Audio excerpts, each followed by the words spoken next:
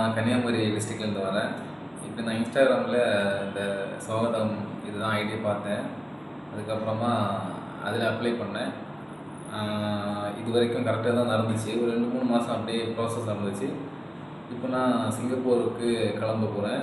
எல்லாமே ஓகே ஆயிடுச்சு. விசா எல்லாம் அந்த டைமில் ஒரு மாதத்துலேயே வந்துருச்சு. அமௌண்ட் எல்லாம் பே பண்ண உடனே விசா வந்துருச்சு. இப்போது கிளம்புறான்னு இருக்கேன். ஓகே தான். ட்ரைவிங் ஜாப், நான் டிரைவர் ஜாப் தான் கேட்டேன். அதனால் பார்சல் டெலிவரி ஜாப் அது கொடுத்தாங்க. இப்போ ஓகே தான். நான் நாளைக்கு கிளம்ப போகிறேன். ஓகே, அவ்வளோதான்.